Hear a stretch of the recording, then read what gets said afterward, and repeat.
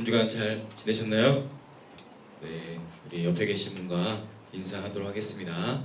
한 주간 잘 지내셨나요? 인사해 주시고, 처음 보신 분들은 안녕하세요 인사해 주시고, 반갑습니다 인사해 주시고.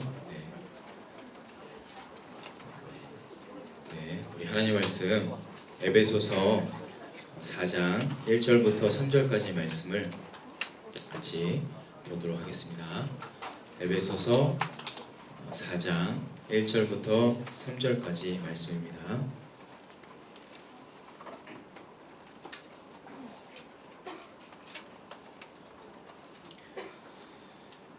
우리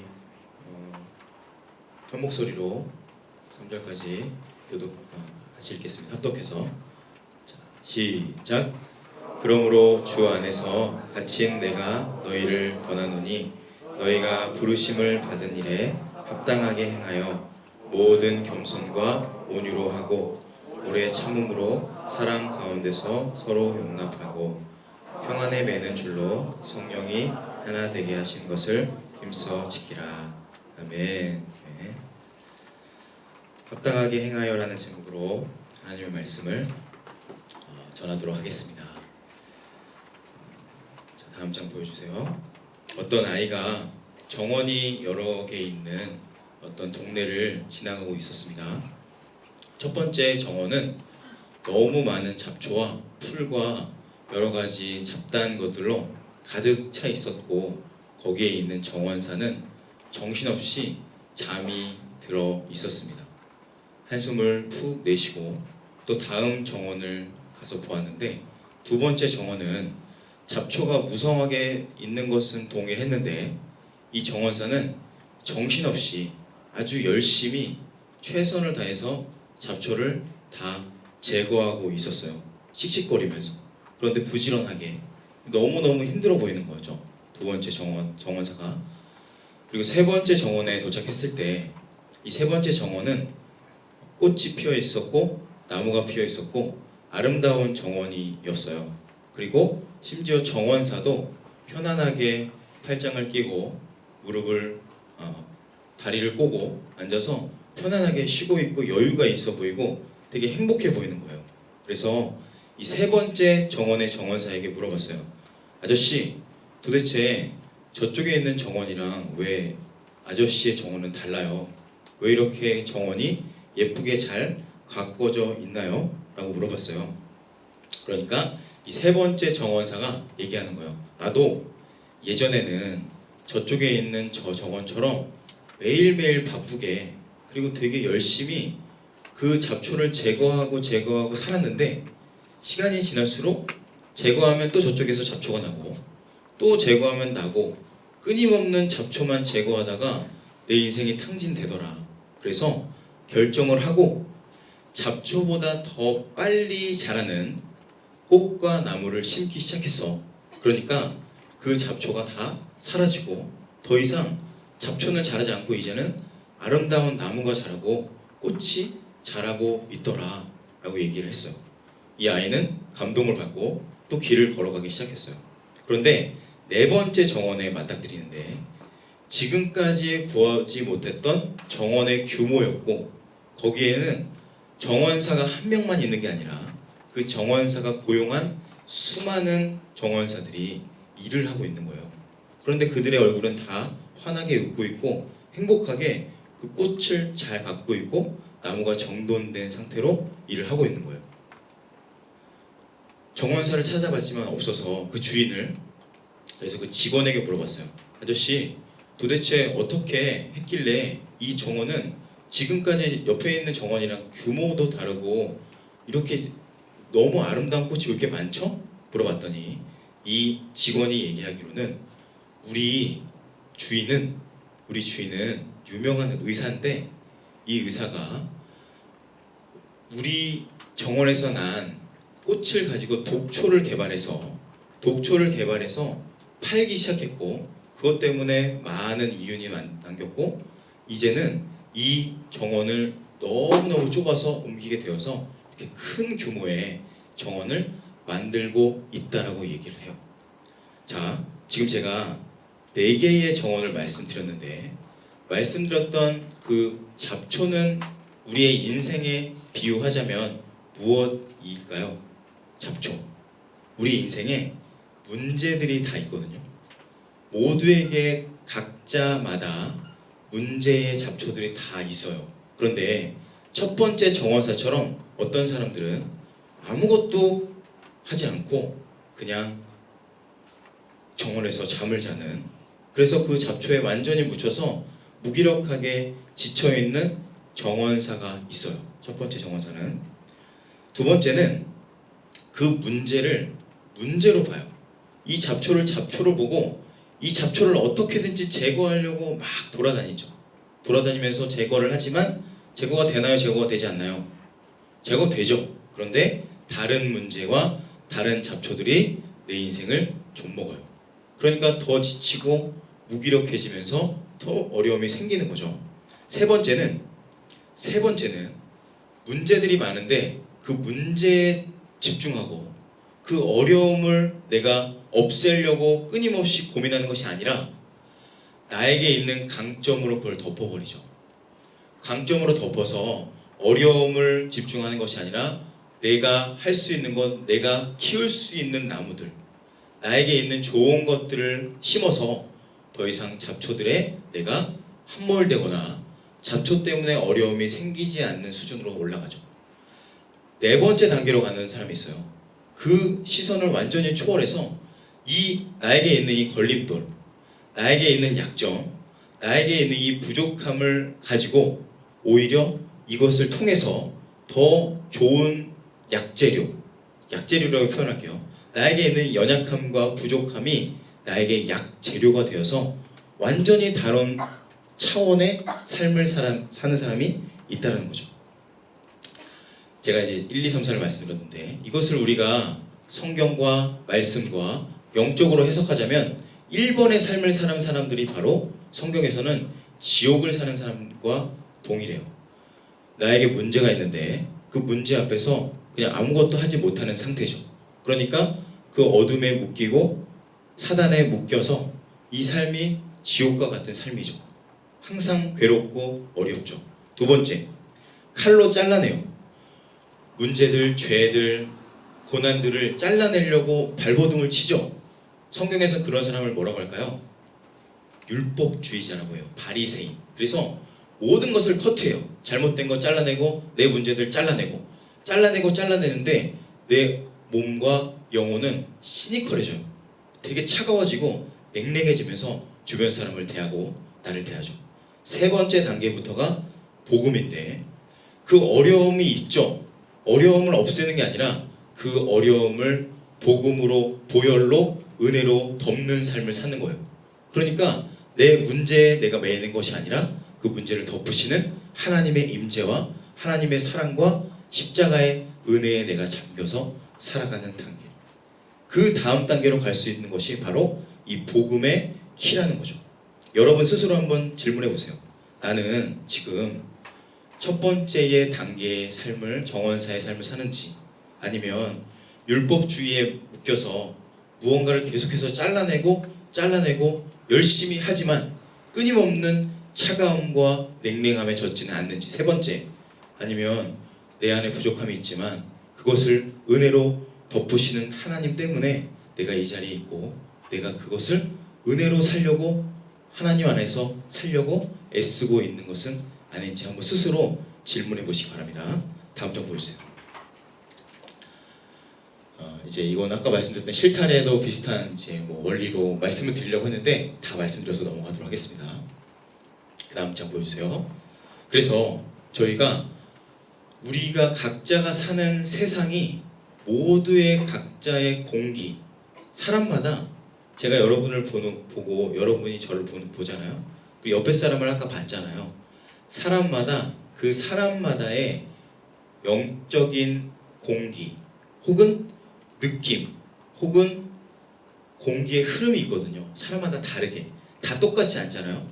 그렇게 하나님이 우리를 영적인 존재로 만드셨기 때문에 사람마다 다 다른 존재예요. 그래서 제가 여러분을 지금 다 보고 있는데 다 느낌이 다른 것처럼 우리가 그러한 사람과 사람이 만나면서 공기의 흐름이 생기거든요.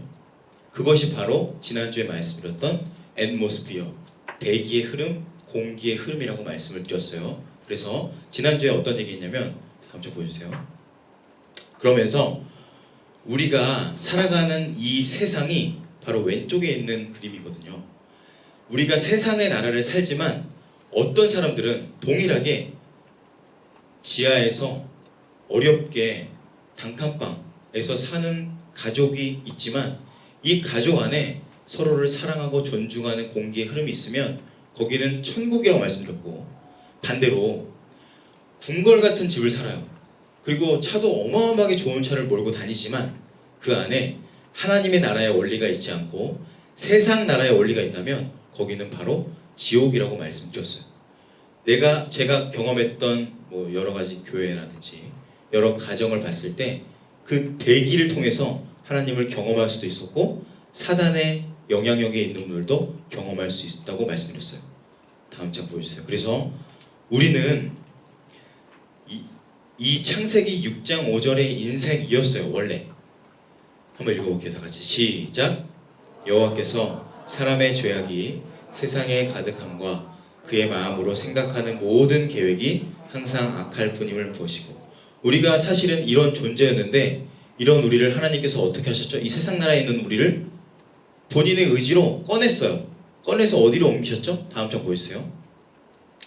시작. 그러나 노아는 여호와께 은혜를 입었더라. 하나님의 은혜를 입는 존재로 그냥 아무 이유가 없어요.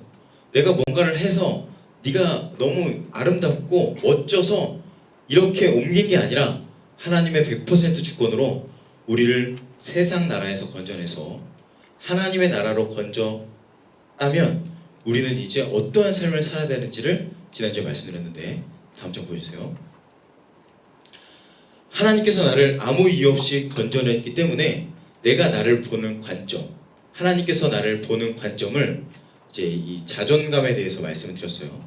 우리가 일반적으로 그래 하나님이 나를 사랑하시지 라고 생각을 하지만 그것을 세 가지의 다리의 비유를 들어서 말씀드렸어요.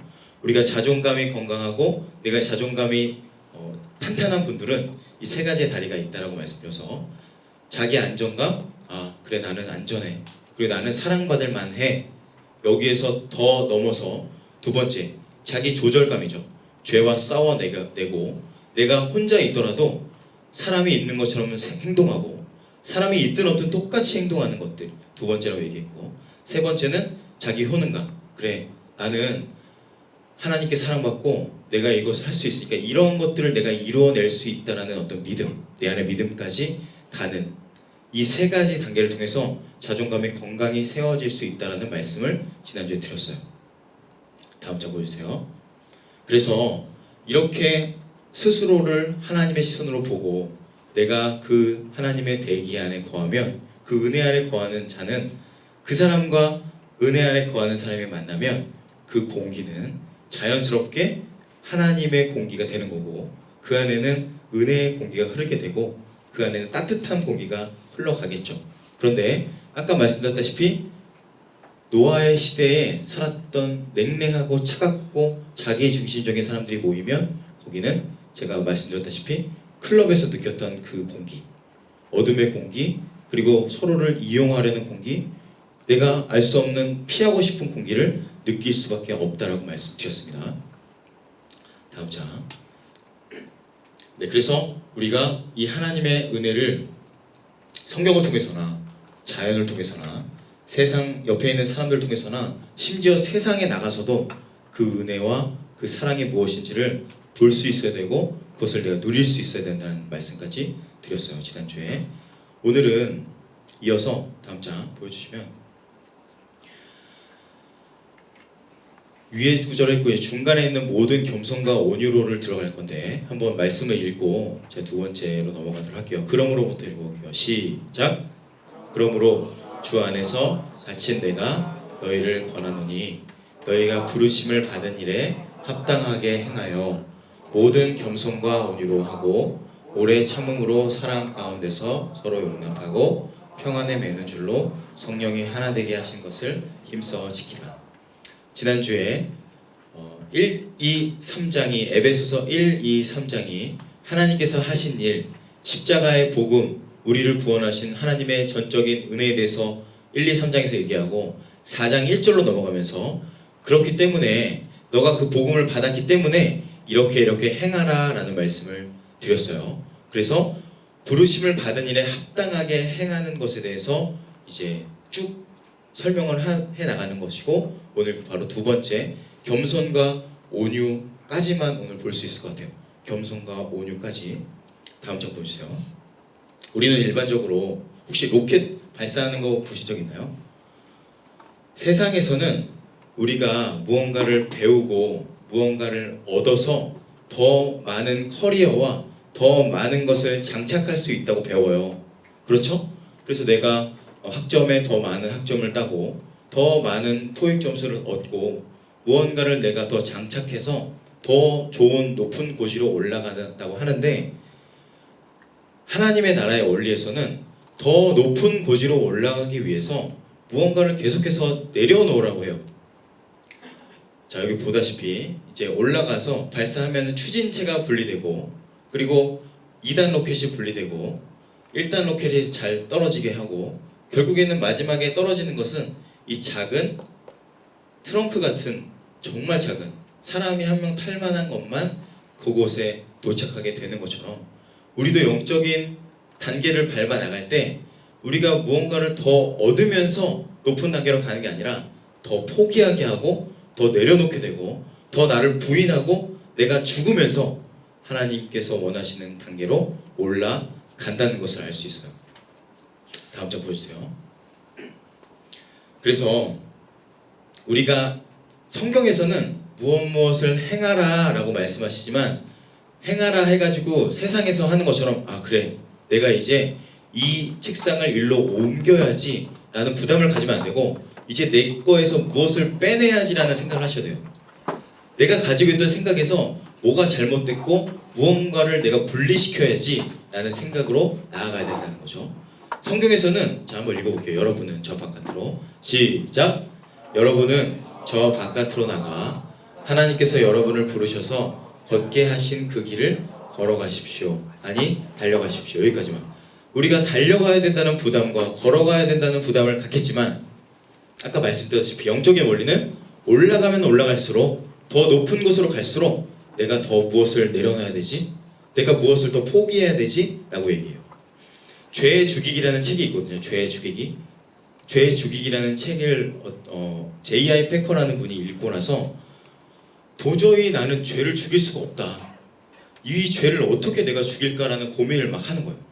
이 죄가 내가 나를 너무너무 괴롭게 하고 내가 너무너무 힘든데, 이 죄의 문제를 존 오웬이라는 이 엄청난 선배님인데, 선배님이 죄를 죽이라고 하는데 나는 죄를 죽일 수 없다. 그럼 어떻게 해야 되지? 라면서 끊임없이 스스로 고민하면서 내린 결론이 뭐였냐면, 사람들은 이렇게 생각한다고 그 책에서 얘기해요. 어차피 하나님께서 다 하실 텐데 내가 뭐 그것까지 생각하냐 라고 하면서, 아까 이제 정원의 첫 번째 정원처럼 아무것도 하지 않고 내 마음대로 사는 첫 번째 정원. 근데 이분이 결론을 내린 건 뭐냐면, 죄의 죽이기라는 책을 읽고 나서 J.I. 패커는 우리는 손과 발과 의지를 움직여서 피 흘리기까지 그리스도인다운 삶을 살아야 된다는 것을 결론을 내려요.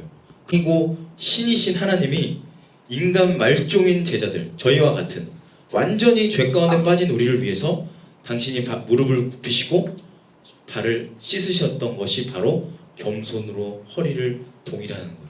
그러니까 우리가 생각했을 때 내 안에 내가 어떻게 더 하찮게 될까, 내가 더 낮아질까를 생각하면 안 되고 무엇을 생각해야 될까요? 주님께서는 어떻게 나에게 겸손을 보이셨는지, 그리고 내 안에 주변 사람들을 계속해서 끊임없이 생각하고 겸손으로 앞치마를 둘러서 주변을 섬길 수 있는 데까지 가야 되는 거죠. 제가 처음에 목회를 시작할 때, 그러니까 신학교를 갈 때만 해도 부들부들 떨리는 마음이 되게 있었어요. 그래서 신학교 그 면접을 볼 때, 면접을 보고 교수님과 이제 대화를 하거든요. 이런저런 얘기를 하는데, 시험을 보고 면접을 봤어요. 면접을 보고 집에 오는 길에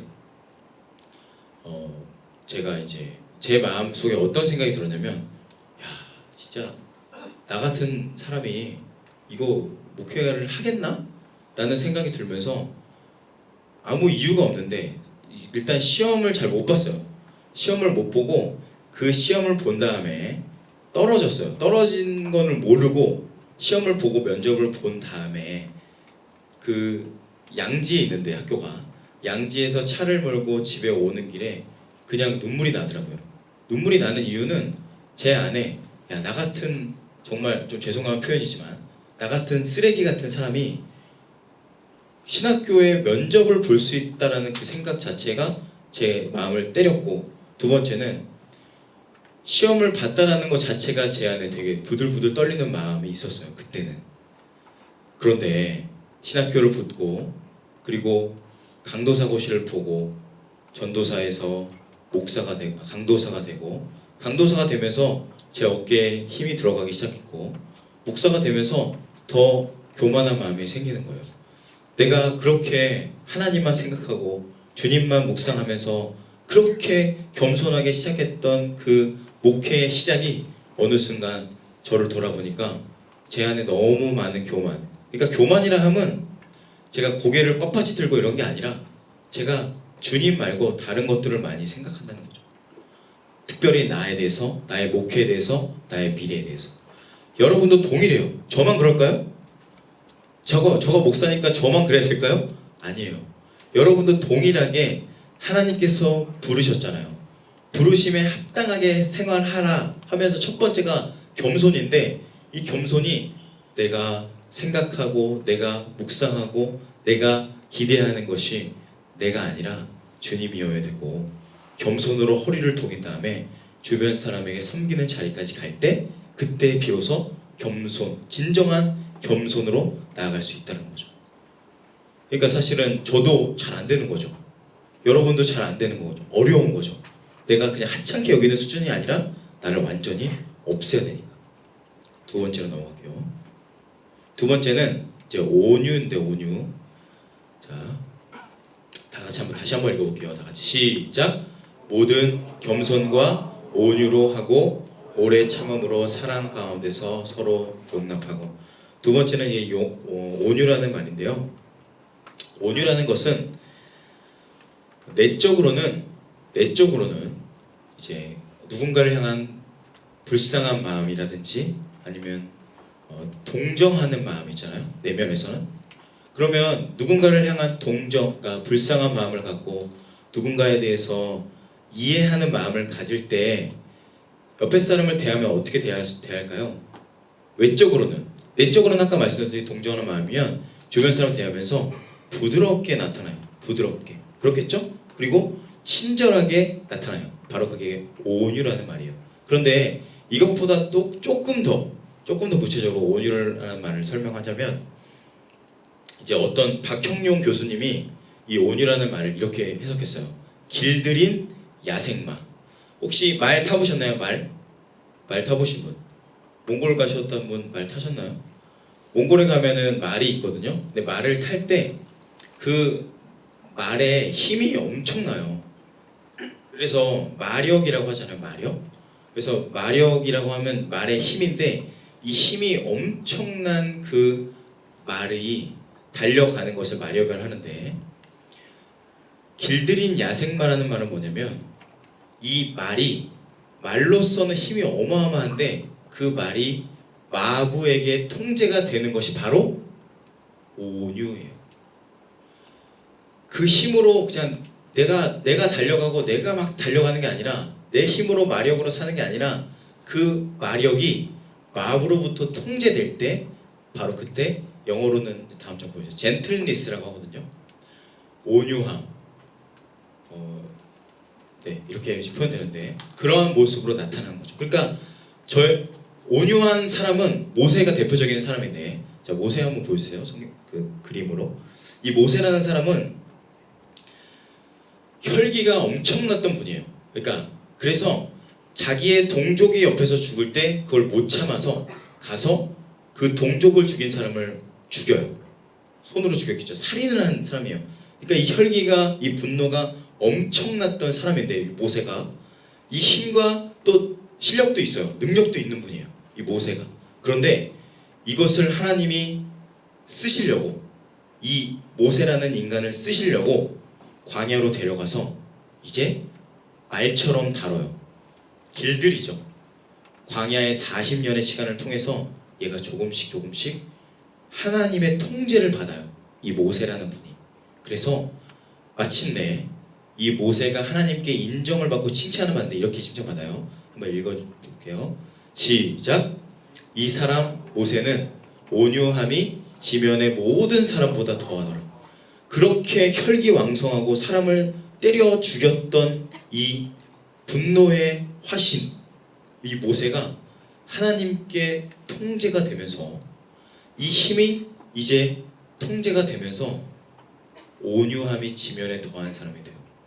그러니까 이 사람은 저는 만나보진 않았지만 천국에 갔을 때 만약에 이 모세를 보면, 모세는 그 의리 있죠, 의리. 그 김보성 씨처럼 막 와 광하게 과격하게 그리고 막 소리를 지를까요?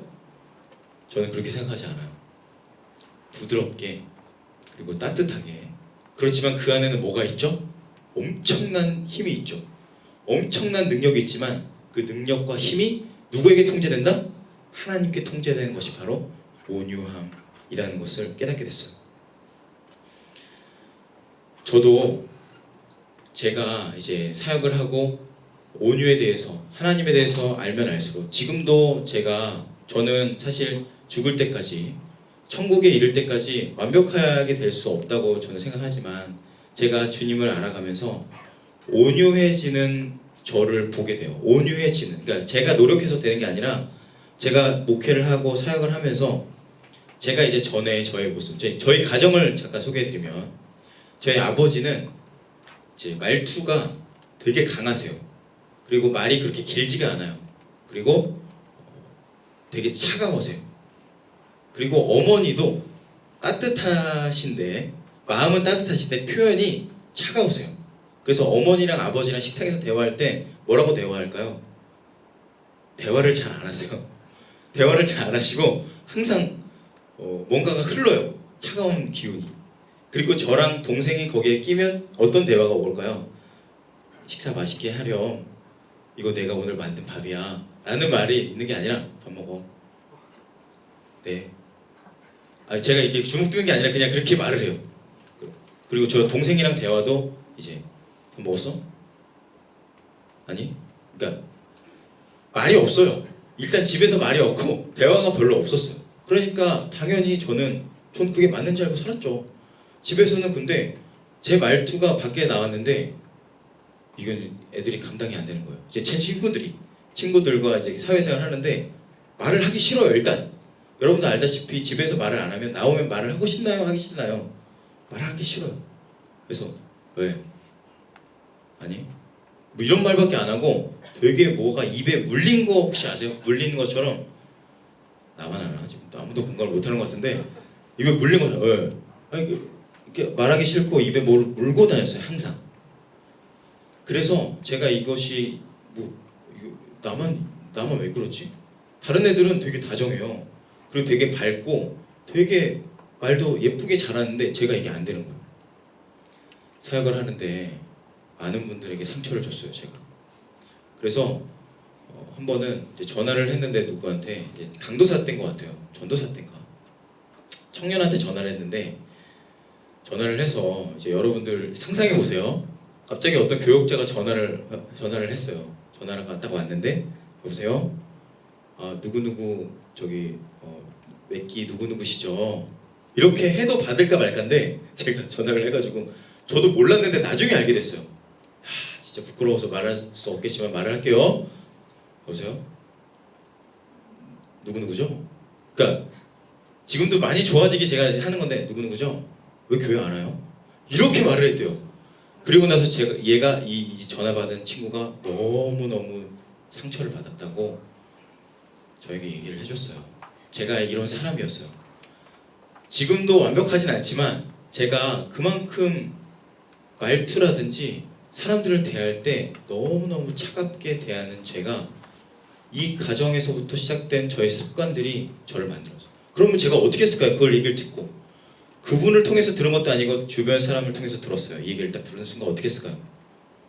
야, 이거는 도저히 안 되겠구나. 고쳐야 되겠구나. 하고서 제 일기장에 썼어요. 말투. 더 이상 너 이렇게 살지 마. 그리고 나서 제가 이제 훈련을 하기 시작했죠. 말투를 할 때 약간 낮은 음으로 하면 안 되고 약간 올려서 말을 해야 되겠다. 이거를 높여서 사람들과 대화할 때 사람들에게 상처를 주면 안 되니까 부드럽게 그 사람을 대해야 되겠다 해서 말투를 연습하기 시작했어요. 그리고 사람들과 대화할 때 눈을 마주치지 못했었어요, 예전에는. 그래서 막 딴짓도 많이 하고 핸드폰도 보고 내가 관심을 갖지 못하는 저를 보게 되면서 그것도 제가 저를 보면서 주변 사람 통해서 알게 되니까 적었어요. 적고 고쳐나가는 거죠. 연습을 하면서 조금씩 말투가 변하게 된 거예요. 만약에 제가 그때 제가 어렸을 때 주님에게 통제당하지 않은 저를 만났다면 여러분 여기 오시겠어요? 예배? 오기 싫겠죠. 만나가지고 툭툭 말하고 상처 주고 막 혼내고 그럼 여러분 오실 거예요 여기? 안 오죠. 저라도 오기 싫을 것 같아요. 제가 제 연약함을 공개해서 좀 죄송하지만 여러분에게도 동일해요. 여러분이 하나님에게 통제받지 않으면 동일하게 누군가에게 상처가 되고 어려움을 줄 수 있다는 거예요. 어떤 사람은 얘기해요. 저는 원래 이런데요. 저는 원래 말투가 이래요. 저는 원래 그래요. 여러분 원래는 없습니다. 원래는 우리는 원래 하나님이 만드신 존재이기 때문에 다 아름다운 존재이기 때문에 내가 누군가에게 상처를 주는 게 있다면 그것을 이제 주변 사람에게 듣고 그것을 내가 함께 고쳐나가야 되겠죠. 제가 여러분에게 연약함이나 미숙함이 있었다면 좀 이해해 주시고 여러분이 옆에 사람에게 누군가의 상처를 받았다면 동일하게 받아주시고 그것을 함께 우리가 온유함으로 바꿔나가는 연습이 필요하다는 말씀이요. 자, 다음 장 보여주세요. 자, 다시 한번 말씀 읽어볼게요. 반주 부탁드려요. 그러므로 시작.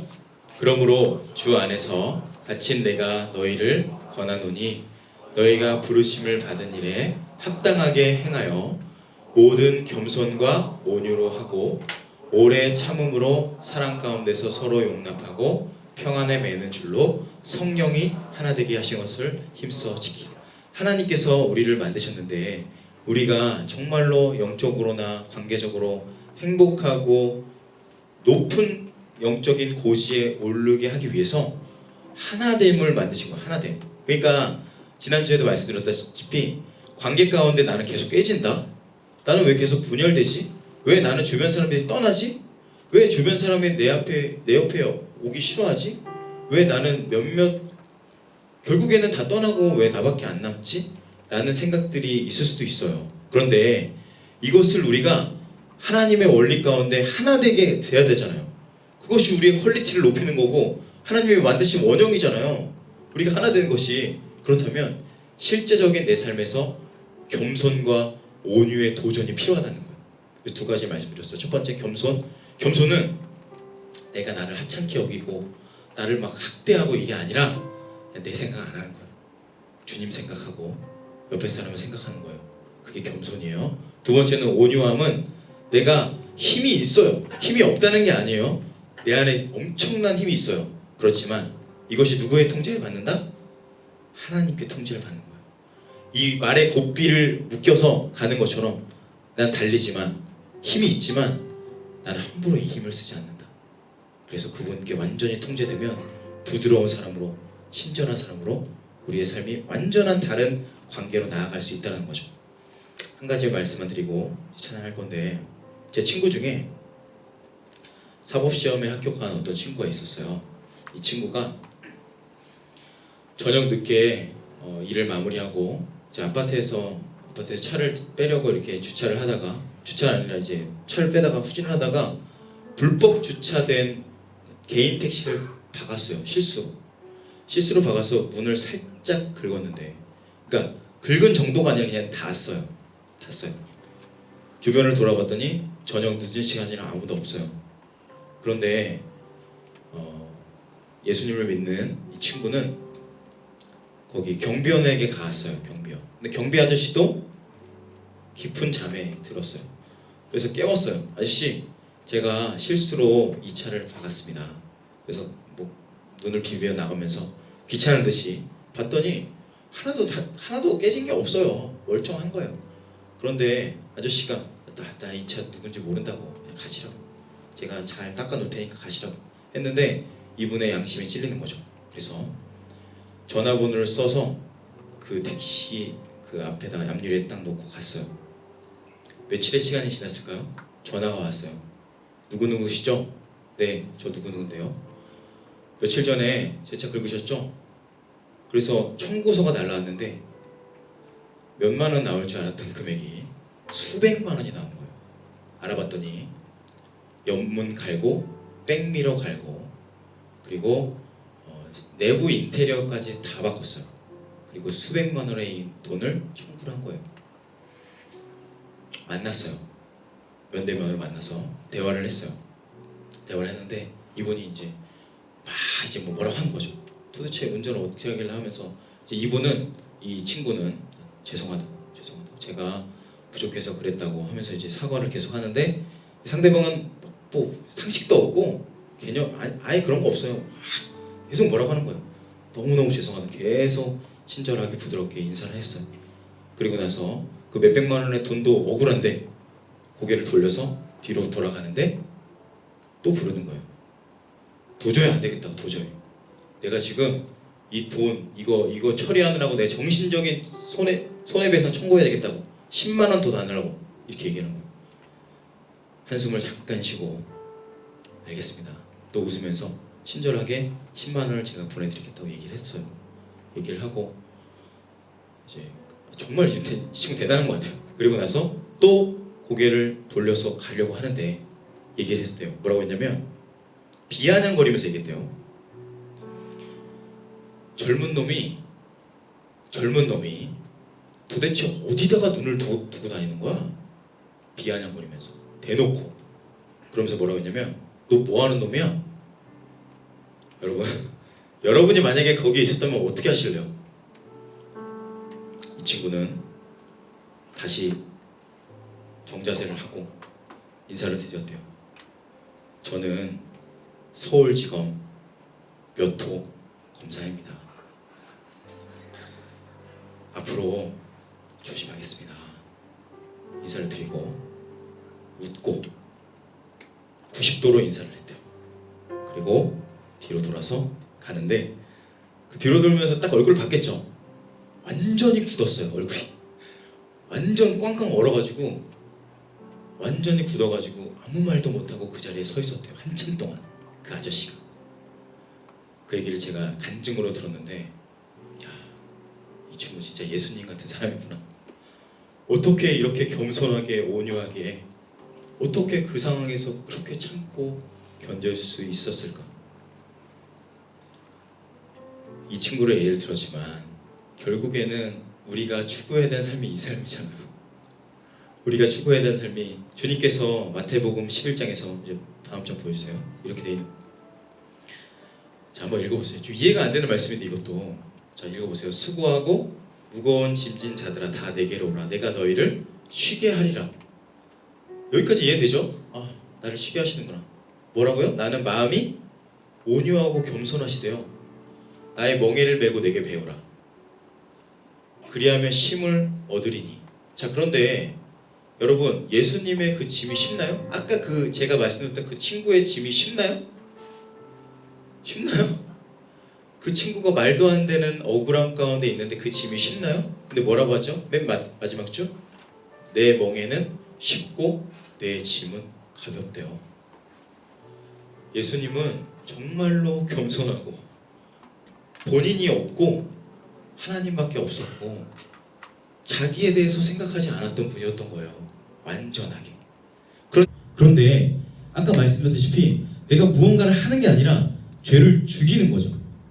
그러면서 제가 한 가지 또 이야기를 드릴게요. 웨스트민스터 보면은 이런 대목이 있어요.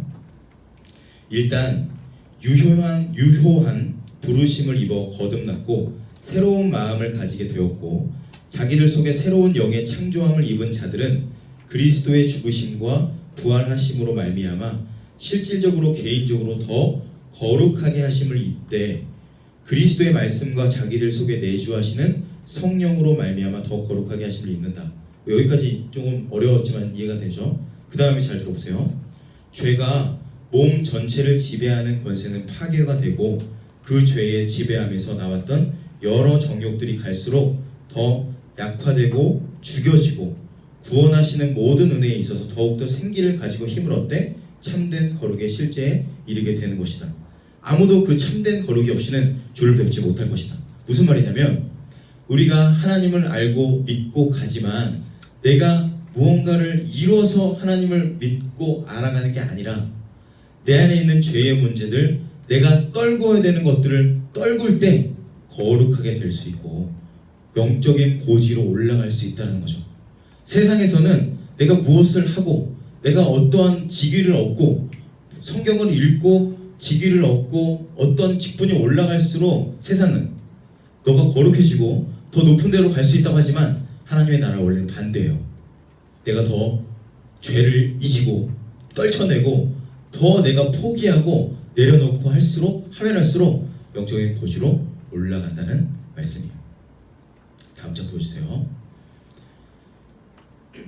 그래서 두 가지 겸손과 온유를 볼 건데 이제 겸손을 통해서 우리가 떨쳐내야 되고 버려야 되는 생각들이 어떤 건지를 한번 보도록 하겠습니다. 한번 에베소 4장 2절 말씀 밑줄 친 데만 한번 읽어볼게요. 다 같이 시작.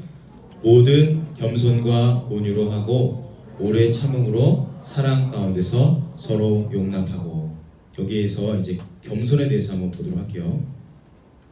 겸손이라는 것은 사실 처음에 이제 우리를 창조하시고 아담과 하와가 있을 때 이 땅에서 사단이 처음으로 공격했던 것이 바로 이 겸손의 문제예요.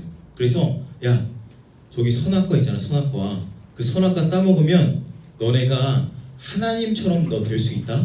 그러니까 한번 따먹어보지 않을래? 로 시작해요. 그래서 내가 교만한 그래서 일반적으로 우리 겸손이라고 생각하면 아 그렇구나. 내가 교만했구나. 더 겸손해야 되고 더 내가 낮아지면 되는 건가? 라고 생각해요. 그런데 그것을 초월합니다. 그러니까 겸손이라는 것이 아 내가 더 이렇게 좀 작게 말하고 조금 고개를 숙여서 이렇게 조금 사람들 앞에서 겸손하게 하는 것이 겸손이 아니라 겸손이라고 하는 것은 이것을 초월하는데 자 다음 장 보여주세요. 이제 스테이 험블이가 되어 있는데 여기 한 번 더 눌러주시면 C.S. 루이스가 했던 말이 있는데요. 아니요 다음 장. 다 뒤로. 아니요 뒤로. 백을 해주세요. 뒤쪽으로. 왼쪽으로. 네 좋습니다. C.S. 루이스가 겸손에 대해서 제가 고민을 많이 해봤는데 겸손이 저는 이렇게 생각했어요. 더 낮아지고 내가 높아진 마음을 더 낮추는 건가? 그리고 내가 더 고개를 숙이는 건가가 아니라 이분이 했던 말을 한번 보이세요? 안 보이시죠? 제가 읽어드릴게요. 겸손은 자신을 하찮게 여기는 게 아니려 저는 하찮게 여기는 게 겸손이라고 생각했는데 하찮게 여기는 게 겸손이 아니라 뭐라고 되어 있죠? 자신에 대한 생각 자체를 없애는 것이 겸손이래요.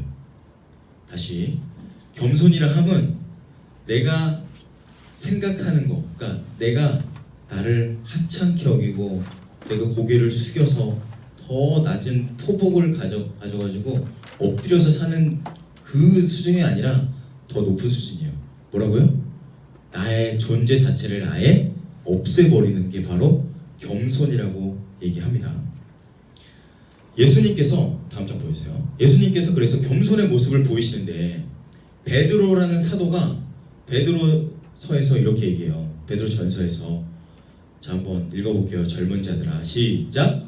젊은 자들아 이와 같이 장로들에게 순종하고 다 서로 겸손으로 허리를 동이라. 하나님은 교만한 자를 대적하시되 겸손한 자들에게는 은혜를 주시느니라. 여기 보면은 겸손으로 허리를 동이라는 단어가 있죠. 이 말씀은 베드로가 예수님의 모습을 통해서 상상하고 봤던 것 같아요. 그런데 예수님께서 어떻게 겸손으로 허리를 동였을까요? 예수님이 이제 십자가를 지시기 전에 제자들을 불러다 놓고 다 신발 양말 벗어라. 그때 양말 안 신었지만 신발 다 벗어라. 그리고 겸손으로 자신의 앞치마를 둘러요.